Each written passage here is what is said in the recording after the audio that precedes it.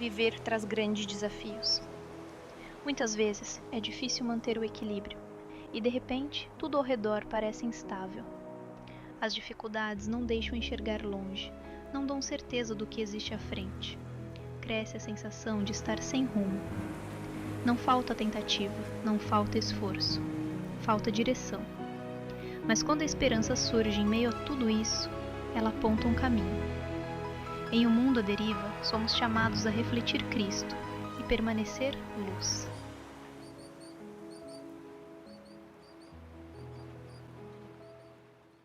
Aqui na manhã de hoje, para estarmos juntos celebrando Jesus. Bom demais. Bom demais ver pessoas que há algum tempo eu não via. Que bom ter vocês aí no fundo, gente querida, família querida. Que bom ter aqui à frente o pastor Salovi conosco. Seja bem-vindo, delícia ver o pastor aqui. E que bom ver os nossos adolescentes, vocês estão crescendo, né?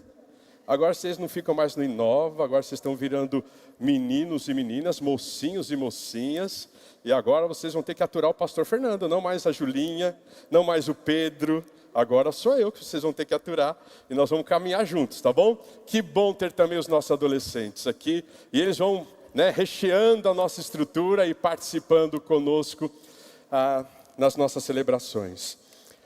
Na manhã de hoje eu quero caminhar com vocês sobre esse processo de espelharmos Jesus e espalharmos a sua luz. Somos um farol a brilhar, somos um farol em busca daquele que está em perigo e aquele que está perdido. Somos o farol, somos a igreja que faz diferença numa cidade, num bairro, somos a igreja que prevalece nos tempos mais difíceis.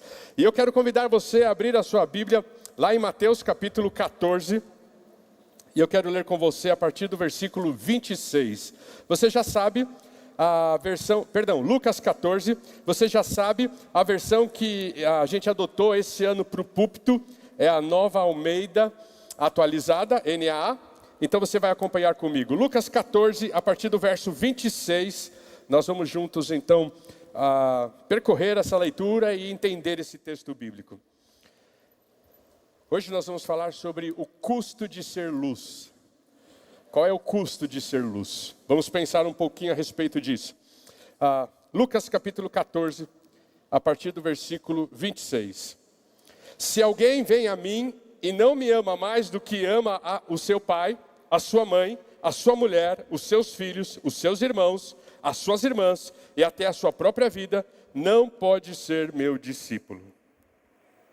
E quem não tomar a sua cruz e viver após mim, não pode ser meu discípulo.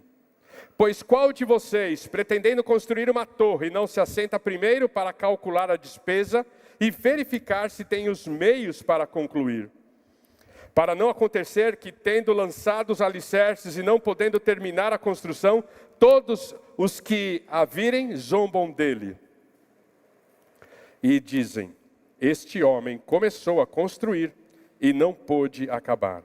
Ou qual é o rei que, indo para combater outro rei, não se assenta primeiro para calcular se com 10.000 homens poderá enfrentar o que vem contra com 20.000? Caso contrário, estando outro ainda longe, envia-lhe uma embaixada pedindo condições de paz. Assim, pois, qualquer um de vocês que não renuncia a tudo que tem, não pode ser meu discípulo. O sal é certamente bom, mas se o sal se torna insípido, como lhe restaurar o sabor? Não presta mais nem para a terra, nem para o monte de estrume. Lança-no fora. Quem tem ouvidos para ouvir, ouça. Na manhã de hoje eu quero falar sobre custo, e eu quero falar com vocês sobre o custo de sermos luz. Nós sabemos que tudo na nossa vida gira em torno de custos. Eu sei que quando eu falo em custo, logo vem na sua mente, em primeiro lugar, talvez, uma questão financeira, mas eu não estou falando apenas de questão financeira. Eu não estou ressaltando apenas a necessidade de nós termos os nossos custos ajustados quando diz respeito às finanças. Mas quando eu falo de custos, eu estou falando sobre uma reflexão da vida quanto a decisões que precisamos tomar. Todos nós que somos sensatos, todos nós que procuramos uma vida de idoneidade, uma vida equilibrada, nós pensamos antes de decidir. Ou seja, toda reflexão que fazemos antes de uma tomada de decisão, na verdade nós estamos avaliando os custos. Vale a pena ir por este caminho ou por este caminho? Vamos pegar, por exemplo, os adolescentes que estão aqui. Vocês gostam de videogame? Gostam. As meninas gostam de vestido, de maquiagem, de chapinha. Gostam. Gostam. Já pensou na semana de prova? Na semana de prova, os papais desses adolescentes chegam para eles e falam assim: meninos, eu não espero nada mais, nada menos de vocês do que 10. Então, para vocês tirarem 10, vocês vão ter que, esta semana de provas, não jogar videogame. Nessa semana de prova, vocês não vão se envolver com videogame. Aí os meninos, como são inteligentes, eles vão falar assim. Porque o pai vai dizer assim: porque se vocês não tirarem menos de 10, vocês vão ficar 1 mês sem videogame. Eles vão ter que avaliar o custo da decisão deles. Eles vão ter que refletir sobre os custos da decisão deles. Eles vão ter que chegar e falar assim: bom, se eu ficar 1 semana sem videogame e tirar 10, depois eu vou ter muito tempo para jogar videogame. Se eu ficar 1 semana sem videogame e estudar, mas não tirar 10, o papai vai perceber que eu dei o meu melhor e ele não vai me castigar. Agora, se eu ficar sem estudar e nessa semana continuar jogando videogame e tirar 9,5, o papai vai me deixar 1 mês sem videogame. Qual é a decisão que a gente toma numa situação como essa? Se da mesma forma, as meninas falam assim: olha, se você estudar e tirarem 10 essa semana, nós vamos comprar a melhor chapinha que tem, a melhor maquiagem que tem, o melhor vestido que tem, nós vamos deixar você uma princesa. Mas você tem que estudar e tirar 10. É custo, é reflexão, é decisões que precisamos tomar. Quando nós olhamos também para a vida cristã, nós precisamos tomar nossas decisões. Nós precisamos entender que Deus estabeleceu o seu parâmetro. Deus estabeleceu os seus termos da maneira como nós nos relacionamos com Ele. Nós não devemos e não podemos nos relacionar com Deus, com Jesus, a partir dos nossos termos, a partir das nossas condições, a partir do nosso achismo. Deus estabeleceu os termos, as condições de como nós devemos nos relacionar com Ele. E os custos estão inseridos também na nossa espiritualidade. Há muito tempo, de tempo em tempo, melhor dizendo, circula vídeos em TikTok, circula vídeos em Instagram a respeito de custo da fé, por exemplo. Dia desses eu recebi, acho que alguma coisa do Instagram, onde um pastor estava conversando com um ateu. E o pastor disse assim para o ateu: olha, você é feliz tanto quanto eu sou.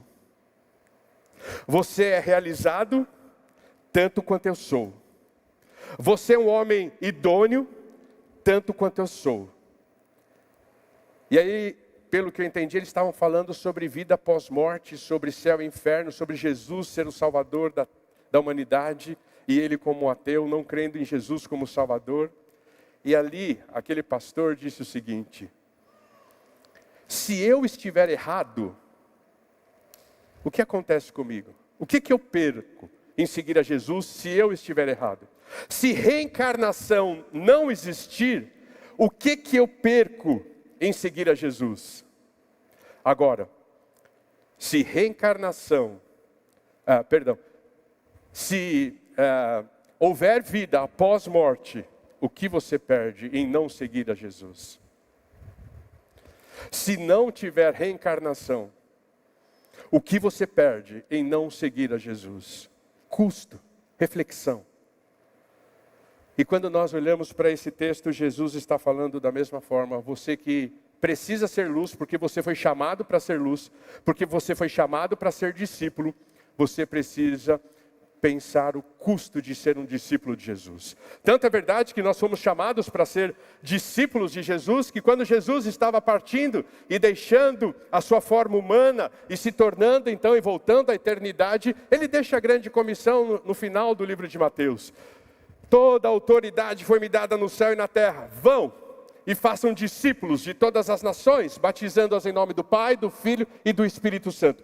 Para que eu possa ir e fazer discípulos, significa que eu sou discípulo. Porque discípulo gera discípulo.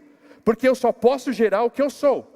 Eu não posso gerar outra coisa que eu não seja. Então, se eu sou um seguidor de Jesus, eu vou gerar seguidores de Jesus. Se eu sou um discípulo de Jesus, eu vou gerar discípulos de Jesus. Se eu sou simpatizante de Jesus, eu vou gerar simpatizantes de Jesus. Porque eu só posso gerar aquilo que eu sou. Eu não tenho a possibilidade de gerar algo que eu não sou. E quando nós olhamos então para essa afirmação que Jesus faz, ele parte do pressuposto que no dia em que nós reconhecemos Jesus como nosso Senhor e nosso Salvador, nós estamos nos formando discípulos de Jesus. E quando nós pensamos nisso, nós precisamos então fazer uma distinção. O que é um seguidor de Jesus e o que é um discípulo de Jesus? O seguidor de Jesus faz a seguinte pergunta: o que é que Jesus pode fazer por mim? O seguidor de Jesus faz a seguinte pergunta: o que é que Jesus pode fazer por mim? Eu estou interessado naquilo que Ele possa me dar. Eu estou interessado no seu poder. Eu estou interessado nos seus milagres. Eu estou interessado na sua bênção. Eu estou interessado no que Ele faz, única e exclusivamente. Mas um discípulo de Jesus pergunta: Jesus, o que eu posso fazer para me parecer cada vez mais contigo? O discípulo de Jesus está preocupado na essência, está preocupado com o eu sou, está preocupado em quem Ele é, e enquanto eu posso me parecer cada vez mais com Ele. Por isso, nesse versículo e nessa chamada que nós acabamos de ler, Jesus está preocupado com as multidões. E Ele está então chamando a atenção das multidões. Olha o versículo 25. Grandes multidões acompanhavam Jesus, e Ele, voltando-se, lhe disse: vocês querem sair desse status? Vocês querem só caminhar comigo por aquilo que eu posso oferecer a você? Ou vocês querem mudar de status e passar a me seguir para se parecer comigo?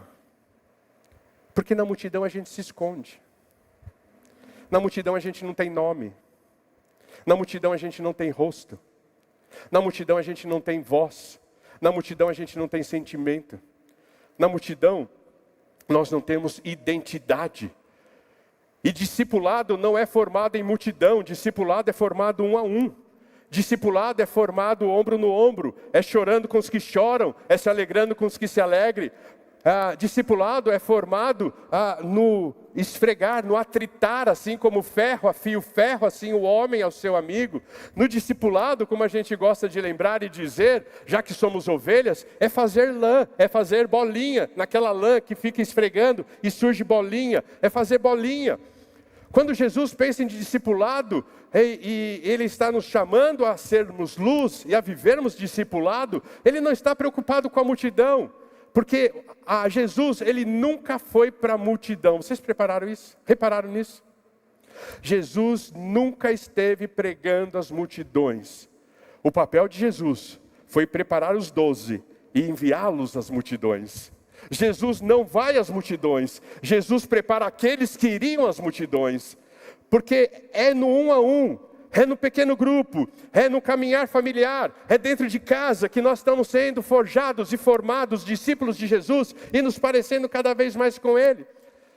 E aí Ele diz para as multidões: se você quer sair de status, se você quer ser luz, espalhar a minha luz, espelhar a minha glória, você precisa entender qual é o custo do discipulado, ou qual é o custo de ser luz.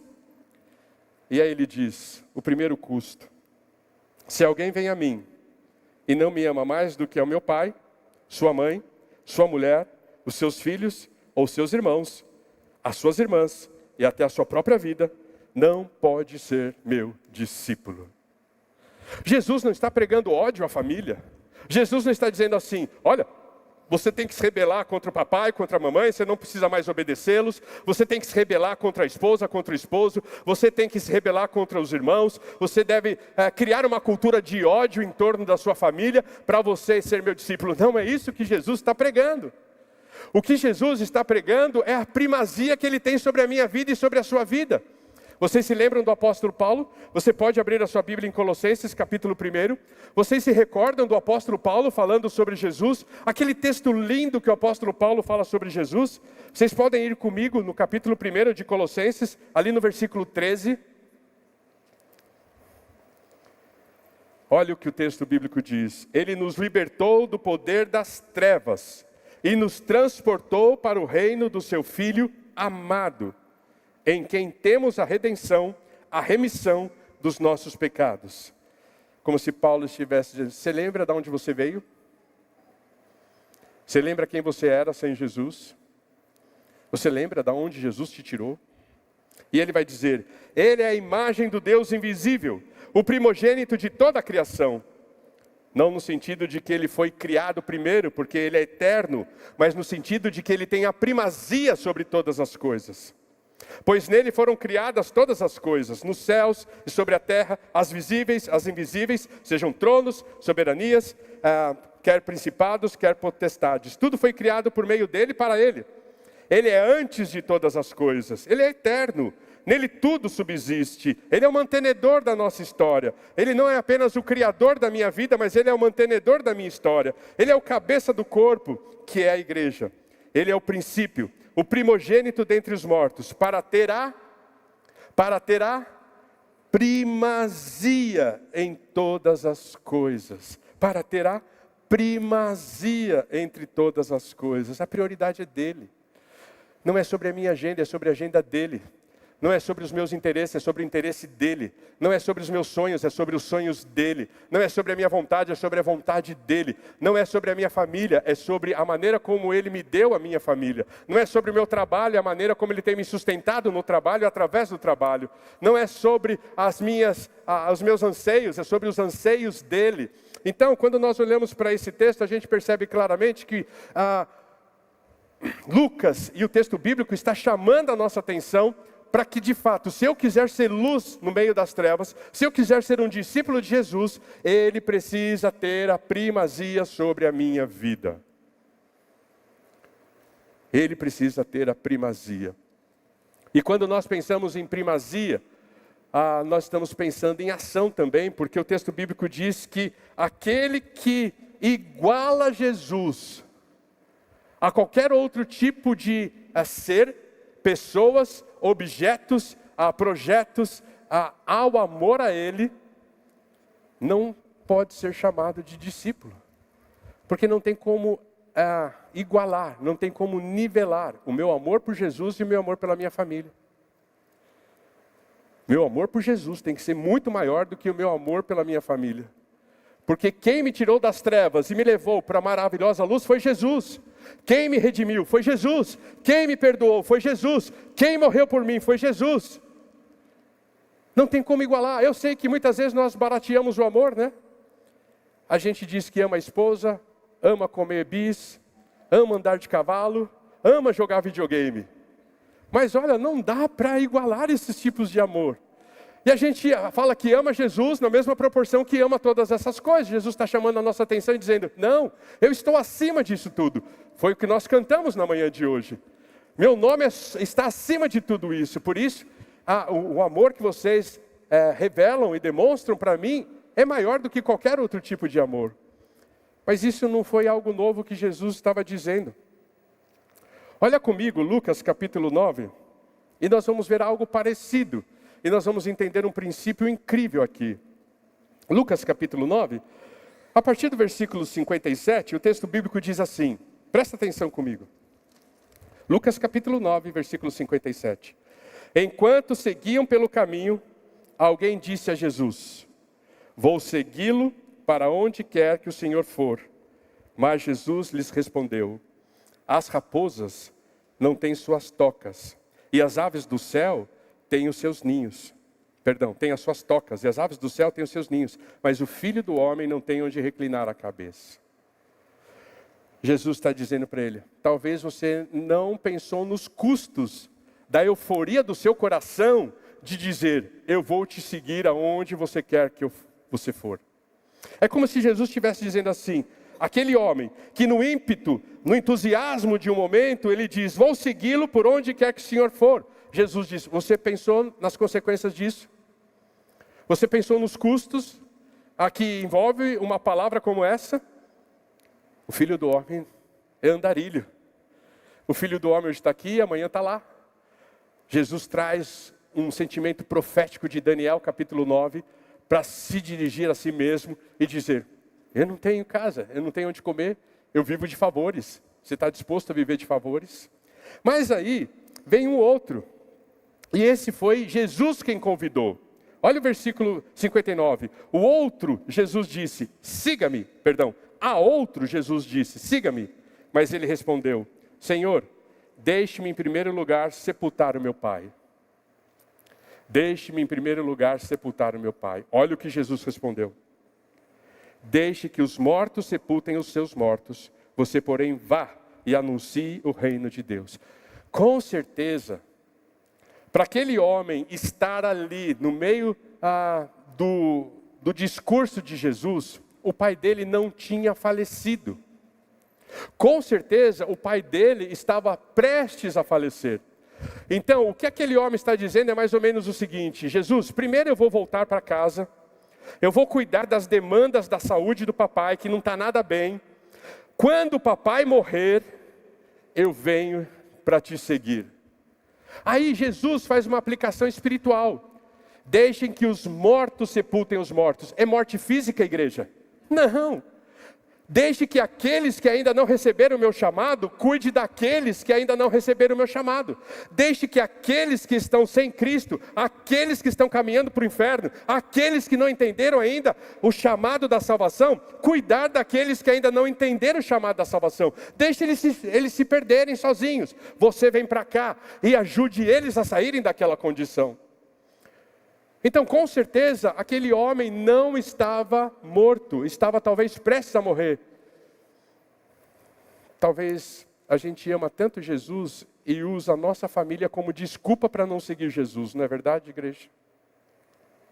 Mas olha comigo.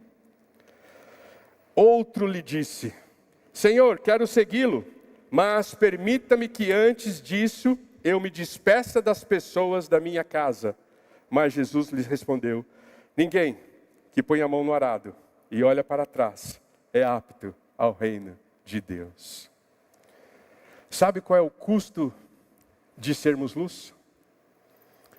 Jesus, ele traz um ressignificado para os nossos afetos. Ele redefine os nossos afetos. Se você é um discípulo de Jesus, você tem que redefinir os seus afetos. O que eu quero dizer com isso? Você ama a Jesus mais do que qualquer outra coisa? Ou você ama Jesus, porém, você tem depois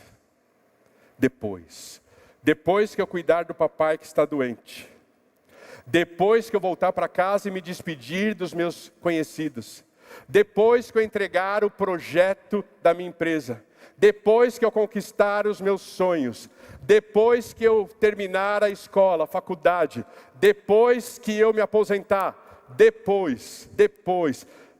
O grande problema da desobediência, e quando Jesus está dizendo que nós devemos amá-lo acima de todas as coisas, e coloca a família como parâmetro, porque talvez não exista alguém que a gente ama mais do que o papai e a mamãe, talvez não exista alguém que a gente ama mais do que os nossos filhos, talvez não tenha alguém que a gente ama mais do que os nossos cônjuges, e aí ele vai então colocando no parâmetro para dizer, mesmo pessoas e amores legítimos e dignos, eles devem se submeter ao seu amor por mim. Ele está dizendo sobre primazia. E quando nós não fazemos isso, nós estamos desobedecendo. E talvez o problema da desobediência não seja a rebeldia. Porque a desobediência revelada e rebeldia, ela fica clara. Talvez o grande problema da desobediência é o depois. Aqueles homens de Lucas 9, e aqui na palavra de Jesus ele está dizendo, cuidado com o depois. Depois é a forma delicada, educada de dizer, eu não vou fazer agora. Não é assim? Não é assim? Os papais pedem para vocês, arrume o quarto. Depois, mamãe. Para de jogar videogame. Depois, papai. Me dá o seu celular. Depois é a forma educada de dizer, eu não quero te obedecer agora, papai. Eu não quero te obedecer agora, mamãe. E também, talvez, seja a nossa maneira adulta de dizer para Deus: papai, eu te amo tanto, mas eu não quero te obedecer agora. Eu tenho projetos, eu quero obedecer os meus sonhos. Eu tenho a minha família, eu quero obedecer o princípio de cuidar da família. Então, deixa eu fazer um convite a você para uma reflexão na manhã de hoje. Talvez você diga assim para mim, como muitas vezes as pessoas dizem para mim: pastor, agora não. Eu preciso priorizar a minha família. Quando você diz assim para mim, eu preciso priorizar a minha família, você está querendo dizer 3 coisas para mim. Eu faço a leitura de 3 coisas. Primeira, acho que eles estão com problema conjugal, estão prestes a se divorciar, porque precisa priorizar a família. Segundo, acho que os filhos estão saindo de casa, os filhos estão com problema. O ambiente lá em casa não está bom, eles precisam da minha ajuda. Terceiro, acho que a família está disfuncional, eles estão precisando da minha ajuda. Então quando você fala assim para mim: pastor, não dá para fazer isso, não dá para fazer aquilo, não dá para servir, porque eu preciso priorizar a minha família. Você pode estar dizendo para mim: estou com problema, pastor, estou chamando a sua atenção, cuide de mim e da minha família. Segunda coisa que você possa estar dizendo: pastor, eu levo a minha família para a igreja, mas na minha casa não tem igreja. Eu preciso priorizar a minha família. Eu levo a minha família à igreja, mas na minha casa não tem igreja. Na minha casa não tem leitura bíblica, na minha casa não tem oração, na minha casa não tem culto doméstico, na minha casa não tem memorizar versículo, na minha casa não tem vida cristã. A minha vida cristã se resume a ir ao domingo à igreja. Talvez você esteja dizendo isso. Ou talvez você esteja dizendo assim: pastor, hoje eu amo mais minha família do que a Jesus. Hoje minha prioridade é a família e não a Jesus. Não consigo priorizar Jesus, eu tenho que priorizar a minha família. E aí eu quero levar você a pensar nisso. Se você tem usado a sua família como desculpa para o chamado de Jesus, você não tem priorizado a sua família. Você tem tirado Jesus do lugar dele. Vamos repetir? Se você tem usado a sua família como desculpa para priorizar Jesus, você não tem priorizado a sua... Se você tem usado a sua família para fugir do chamado de Jesus, você não tem priorizado a sua família, você tem tirado Jesus do lugar dele. O que eu quero dizer com isso? Você tem ensinado a sua família que Jesus não é prioridade para vocês. Que Jesus não é prioridade para vocês. Se você usa a sua profissão como desculpa para fugir do chamado de Jesus, você está dizendo: minha profissão é a minha prioridade, não Jesus. Se você tem usado a sua condição financeira, física, como desculpa para o chamado de Jesus para a sua vida, você tem dito: Jesus não é prioridade, isso é prioridade. E aí você não pode ser discípulo. Você vai ser seguidor. Você não vai ser luz. Você não vai fazer diferença. A Adriele ministrou aqui agora há pouco, falando sobre o rio que desce do trono e passa pelas cidades. E quando ela estava falando, eu me lembrei de uma mensagem que a Lília comentou comigo essa semana, quando nós estávamos conversando sobre a mensagem de hoje. E ela falou assim: amor, tem uma mensagem que eu vi, que é linda, que ela mostra que quando o rio sai do trono e ele passa pela cidade, quando o rio passa pela cidade, ele leva o que, igreja? Vida, brilho, floresce nas margens dele, peixes nadam, alimenta uma cidade. Quando o rio sai do trono e corre pela cidade, é para trazer luz, é para trazer vida, é para florescer, é para transformar uma história, é para mudar a vida de uma família. Você tem sido um rio assim na cidade de São Paulo? Por onde você passa, a sua luz brilha. Por onde você passa, você leva vida. Por onde você passa, você derrama consolo. Por onde você passa, você derrama alegria. Por onde você passa, você derrama esperança. O discípulo de Jesus faz isso porque ele ama Jesus acima de todas as coisas. E quando ele ama Jesus acima de todas as coisas, ele coloca a família em prioridade. Porque ele envolve a família no projeto de Deus. Sabe o que é colocar a família em primeiro lugar. Não é deixar o projeto de Deus para cuidar do lar. É envolver o lar no projeto de Deus. Você está priorizando a sua família. Como é gostoso a gente olhar, por exemplo, para Pedro em Atos capítulo 5, quando ele estava sendo julgado. E lá, os mestres da lei, em Atos capítulo 5, olharam para Pedro e disseram: tudo bem, nós vamos te absolver, mas com uma condição. Você pare de falar de Jesus. E qual foi a resposta de Pedro? Vocês não vão me calar, porque mais importa obedecer a Deus do que aos homens. Isso é amar Jesus. Importa mais obedecer a Deus do que aos homens. Então a primeira coisa que eu aprendo é que Jesus traz um significado novo para os meus afetos. O tempo corre tanto, né, igreja? E eu estava aqui pensando na minha própria vida. Quando eu li o texto de Lucas 9, e o texto diz assim: ninguém que põe a mão no arado e olha para trás é apto ao reino de Deus. Eu me lembrei do meu chamado. Que tempo difícil, igreja. Me permita contar isso. Que tempo difícil. Eu recebi o meu chamado com 24 anos de idade, já estava casado com a Lília. E eu cheguei num certo momento do nosso relacionamento e disse: amor, Deus quer que eu vá para o ministério pastoral. Eu preciso ir me preparar para a faculdade. Eu preciso fazer o meu curso. Naquele momento, a Lilian, ela disse assim: eu já desconfiava que você era chamado.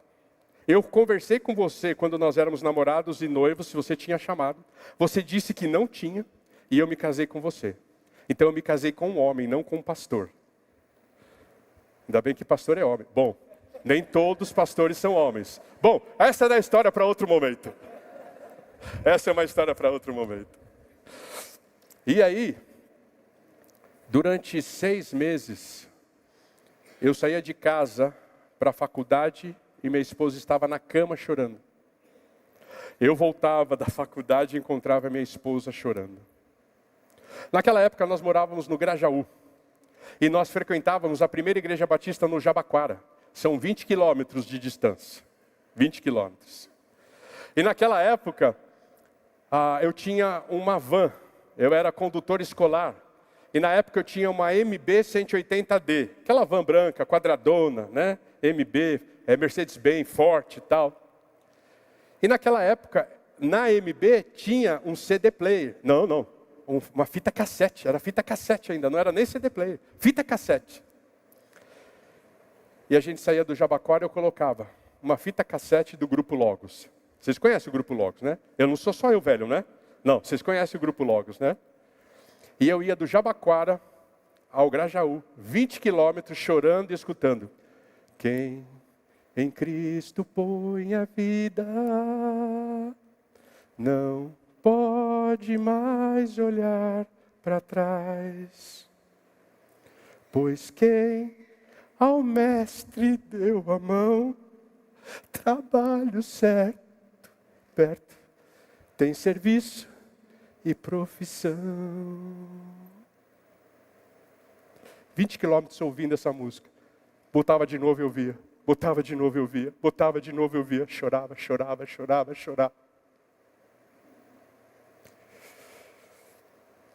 Até que um dia, termina o semestre. E eu falo, vou para o segundo semestre, amor. Preciso concluir. Deus está me chamando. E fui e fiz a matrícula para o segundo semestre. Comecei o segundo semestre. E na primeira semana de aula eu saí de casa, minha esposa estava na cama, no quarto, e não chorou. Voltei para casa, minha esposa estava na cama do quarto e não estava chorando. Segundo dia, não estava chorando. Terceiro dia, não estava chorando. Quarto dia, não estava chorando. E o resto da história talvez você já sabe. Estou aqui com a minha esposa, vivendo o ministério 24 horas por dia, 7 dias por semana, porque nós como família decidimos amar a Jesus acima de todas as coisas.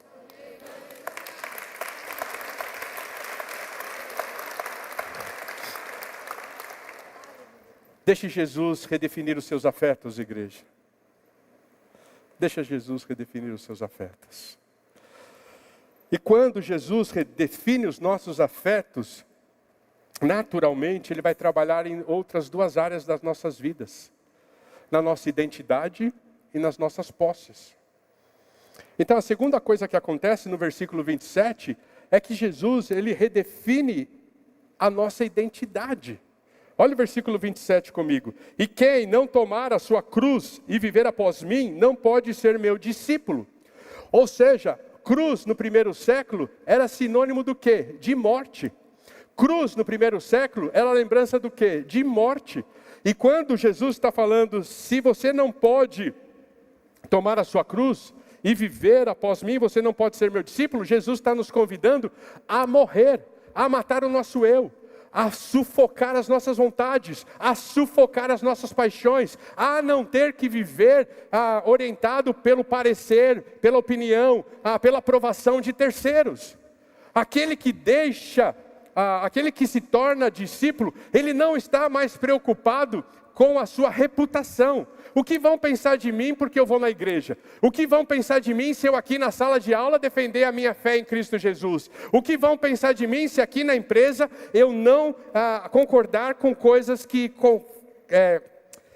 contrapõem aos meus valores, ferem os meus valores? O que vão pensar? Não, quando nós somos discípulos, nós estamos diariamente matando o nosso eu. Nós estamos colocando em segundo plano vontades, desejos, propósitos, intenções, porque o que importa é o que Deus tem falado ao nosso coração, o que Deus tem pedido ao nosso coração. Não há mais necessidade de lutar pela nossa reputação nesse sentido. Não há mais necessidade. Vocês sabem que a minha área de recuperação é a codependência emocional. Estou ali no CR lutando com isso, e diante de Deus lutando com isso.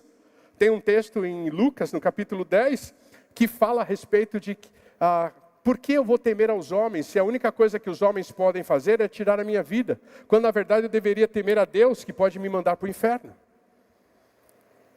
Por que, às vezes, nós nos preocupamos tanto com o que as pessoas estão pensando, o que elas vão dizer, o que elas vão achar?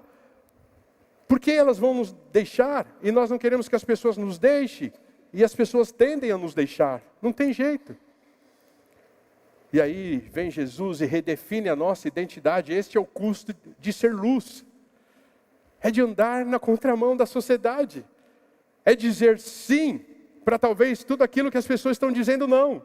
É dizer não para talvez todas as coisas que as pessoas estão dizendo sim. Deixe Jesus redefinir a sua identidade. Você é um discípulo dele e ele quer que você reflita a sua luz. Mas também, no versículo 33, ele me ensina sobre as suas posses. Ele redefine as nossas posses. Olha o versículo 33. Assim, pois, qualquer um de vocês que não renuncia a tudo que tem, não pode ser meu discípulo. E aqui eu quero deixar uma palavra ou uma frase de reflexão para você. Renunciar não é perder tudo, mas é perder a ilusão de que algo pode substituir Jesus. Grave comigo. Renunciar não é perder tudo, é perder a ilusão que existe algo que possa substituir o lugar de Jesus. Quando nós estamos renunciando, nós estamos dizendo, eu não preciso de nada mais, porque tudo que eu preciso eu já encontrei em Jesus. Tudo que eu preciso eu já encontrei em Jesus. E é por isso que ele vai usar essas parábolas que ele coloca entre a identidade e a posse. Ele vai mostrar o insensato e ele vai mostrar o sábio. Ele vai mostrar aquele que ainda está lutando com a sua identidade e talvez lutando contra o orgulho, e aquele que renuncia. Vamos ver as parábolas que estão aqui entre eles? Veja o versículo 28. Pois qual de vocês, pretendendo construir uma torre, não se assenta primeiro para calcular a despesa, e verificar se tem os meios para concluir. Para não acontecer que, tendo lançado os alicerces e não podendo terminar a construção, todos os que virem zombem dele.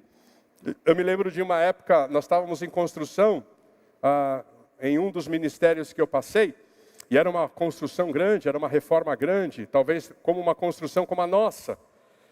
E tinha um vendedor de batata que passava semanalmente na rua, em frente da igreja. E aquele vendedor de batata começou a brincar com a reforma da igreja. E ele passava oferecendo a batata, e quando passava no meio da igreja, ele dizia: agora estou diante daquela igreja, que de dia constrói e de noite destrói. Que de dia constrói e de noite destrói. Porque aparentemente para os olhos dele a obra não andava e não acabava. E ele zombava disso. Mas mal ele sabia que a obra estava acontecendo dentro, não do lado externo. E que lá dentro as coisas estavam acontecendo, mas ele não via. O que ele via do lado de fora era a obra inacabada. E ele passava com o seu carro, vendendo batata e zombando da igreja. Mas olha o versículo 30. Este homem começou a construir e não pôde acabar. Aqui demonstra a insensatez de um homem. Que talvez, preocupado com o que os outros vão dizer, com o que os outros vão pensar, não obedece a Deus, não tem coragem de seguir à frente, não tem coragem de conquistar, não tem coragem de se expor, não tem coragem de lidar com o que os outros vão dizer e com o que os outros vão pensar a respeito das suas decisões, e em cima do orgulho não constrói nada, não chega a lugar nenhum. Mas olha aquele que abre mão, aquele que renuncia. Olha o que o texto bíblico diz a respeito desse. Caso contrário, versículo 31. Ou qual é o rei que, indo para combater outro rei, não se assenta primeiro para calcular se com 10.000 homens poderá enfrentar o que vem contra ele com 20.000. Caso contrário, estando outro mais longe, envia-lhe uma embaixada pedindo condições de paz. Assim, pois, qualquer um de vocês que não renunciar a tudo que tem, não pode ser meu discípulo. Aquele homem foi sábio. Ele tinha 10.000. Ele descobriu que o exército vinha com 20.000. Ele fala assim: eu não vou entrar nessa guerra. É fria. Eu vou renunciar. Não tem problema que eu recue. Aparentemente eu vou sofrer uma derrota agora. Mas eu vou preservar os meus homens. E aí ele manda um emissário: queremos paz. Renúncia. Não ache que você pode colocar algo que vá preencher aquilo que só Jesus pode preencher. Não ache, não viva nessa ilusão. Que as suas conquistas vão trazer a satisfação que só Jesus pode trazer. E aí com isso que ele termina. Ou eu sou discípulo, ou eu sou sal insípido. Não tem meio termo com Cristo Jesus. Ele é totalitário. Não tem meio termo com Cristo Jesus. Não tem centrão com Cristo Jesus. Ou eu sou discípulo, ou eu sou sal sem sabor. Olha o que o texto bíblico diz. O sal é certamente bom, mas se o sal se tornar insípido, ou seja, sem sabor, se o sal já não consegue mais preservar a integridade de um alimento, porque vocês sabem disso, antes da elétrica, antes da geladeira, o que é que conservava os alimentos? Salgar. Salgar é que preservava os alimentos. Se você, como discípulo de Cristo Jesus, não consegue preservar no seu ambiente, no seu entorno, uma sociedade que não se corrompe, uma sociedade que não é corrupta, você já ficou sem sabor, você já ficou insípido. Se você é também um corrupto entre os corruptos, você não é mais discípulo, você já não é mais luz, você é sal sem sabor.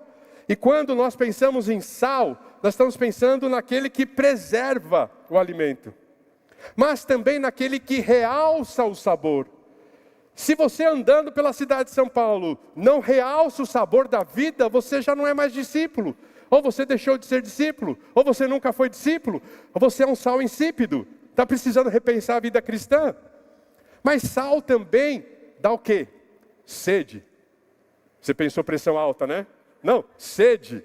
Sal dá sede. Se você não tem sede por Deus, se você não leva pessoas a terem sede por Deus, alguma coisa está errada. Mas sal também é discreto. Ele não foi feito para ser percebido, não é verdade? Se você salgar demais o alimento, você não tem vontade de comê-lo. Sal é discreto, mas é intencional. E ele diz, se o sal se torna insípido, como lhe restaurar o sabor? Não presta mais nem para a terra, nem para o monte de estrume, lança-no fora. Quem tem ouvidos para ouvir, ouça. E como eu gosto de publicidade, vocês sabem disso. Se Deus não tivesse me chamado para o ministério pastoral, talvez eu estaria no meio da publicidade. Enquanto eu estava estudando isso, eu me lembrei de uma propaganda, que talvez os nossos adolescentes não vão se lembrar. Quem já usou Denorex? Vocês se lembram do Denorex? Não lembra disso, Carla? Ah, não me engana não, Carla. Vocês se lembram do Denorex? Aquele shampoo que parecia remédio, mas não é? Que tem gosto de remédio, mas não é? Que tem cheiro de remédio, mas não é? Denorex. Aquele shampoo para tratamento de caspas. Parecia remédio, mas não era. Tinha cheiro de remédio, mas não era. O pastor Davi usou tanto que olha o que aconteceu. Acabou com todas as caspas dele. Acabou com todas as caspas do pastor Davi. Será que nós somos crentes Denorex?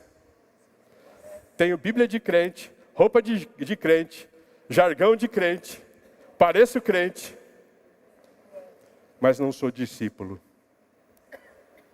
Será que a igreja brasileira, ela precisa voltar a ser discípulo de Jesus?